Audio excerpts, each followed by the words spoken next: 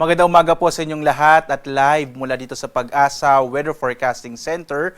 Narito na nga lagay ng ating panahon ngayong araw ng Martes, November 18, 2025. Sa ating latest satellite images, makikita po natin wala tayong minomonitor na anumang low pressure area sa loob at labas ng Philippine Area of Responsibility. Ngayong linggo nga, base sa ating mga pinakahuling datos, maliit yung posibilidad na magkaroon tayo ng bagyo sa loob ng Philippine Area of Responsibility. Tatlong weather system na nakakaapekto ngayon sa ating bansa. Una po, yung Intertropical Convergence Zone or ITCZ. Ito yung nagdadala ng mga kaulapan, partikular na sa bahagi ng southern part ng Mindanao. Kaya asahan po, malaki yung posibilidad ng mga pag-ulan ngayong araw dito sa may Barm at sa may Soc-Sargen region. Samantalang easterlies naman, ang pinaka nakakaapekto ngayon sa malaking bahagi ng ating bansa. Magdadala naman ito ng mga pag-ulan sa may bahagi ng Aurora, Quezon at Bicol region, habang ang pagitan po ng northeast monsoon, yung malamig na amihan, at itong easterlies, yung mainit na hangin nagmumula sa karagatang Pasipiko,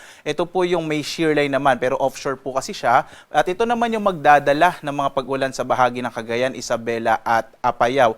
Ang malaking bahagi ng ating bansa sa Metro Manila, nalalabing bahagi ng Luzon at Bisayaan, makararanas naman ngayong araw ng generally fair weather. Pag sinabi po natin fair weather, maaliwalas na panahon sa malaking bahagi ng ating bansa, kasama dito sa Metro Manila, pero posible pa rin yung mga localized thunderstorms. Kung magkakaroon man po ng mga pag-ulan, hindi natin ito inaasahang malakas at hindi rin natin ito inaasahang magtatagal.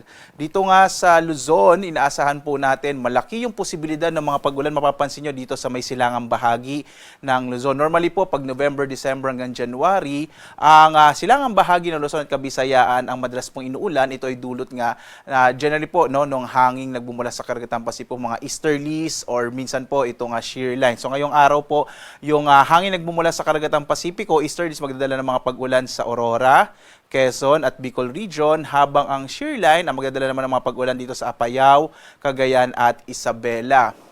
Inaasahan naman po natin ang muling paglakas ng hanging amihan o northeast monsoon, kaya inaasahan po natin ang mga pulupulong mahihinang pag-ulan dito sa may area ng Ilocos Norte at Batanes. Magiging maalon din yung karagatan sa bahaging ito at dahil po sa malakas na hangin din, nadala ng hanging amihan. Samantala, ang nalalabing bahagi ng Luzon, itong Metro Manila, nalalabing bahagi ng Northern Luzon, Southern Luzon at Central Luzon, makararanas naman po ng maaliwalas sa panahon, pero posible pa rin yung mga isolated o pulupulong pag-ulan, pagkilat, pagkulog sa dakong hapon or gabi o minsan po sa madaling araw.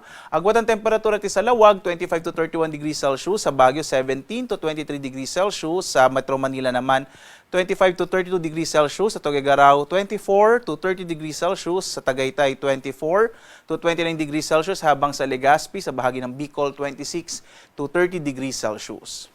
Dito naman po sa may bahagi ng Palawan, Visayas at Mindanao, ang Kalayaan Islands na naapektuhan po ng Intertropical Convergence Zone, malaki yung posibilidad ng mga pag-ulan sa araw na ito. Sa nalabing bahagi naman ng Palawan ay mga isolated rain showers and thunders ang mga mararanasan. Agwat ang temperatura sa Kalayaan Islands, 27 to 30 degrees Celsius, habang sa Puerto Princesa nasa 24 to 32 degrees Celsius. Samantala, malaking bahagi naman ng Kabisayaan ang makararanas ng mga pulupulong pag-ulan, pagkidlat, pagkulog.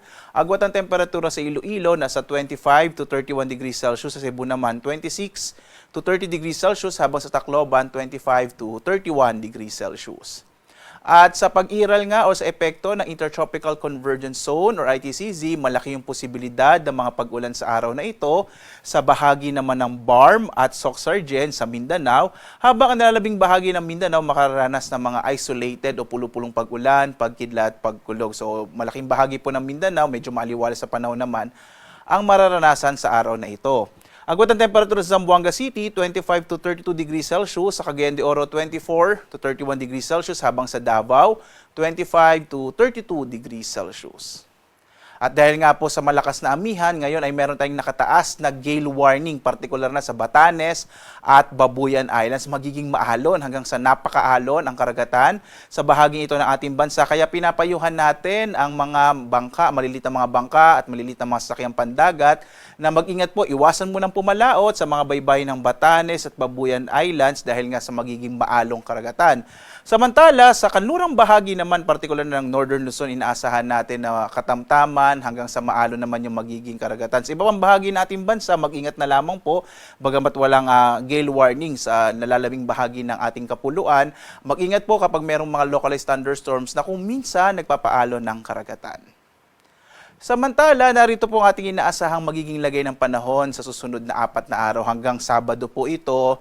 Una po, magpapatuloy yung paglakas ng hanging amihan, partikular na sa may Northern Luzon. Nagsimula na po ito sa extreme Northern Luzon. Kaya inaasa natin magpapatuloy itong gale warning sa mga sunod na araw. Bukas, asahan naman po ang mga pag-ulan sa may bahagi ng Mindanao, dulot ng ITCZ, muli pong iral ng ITCZ or Intertropical Convergence Zone sa malaking bahagi ng Mindanao.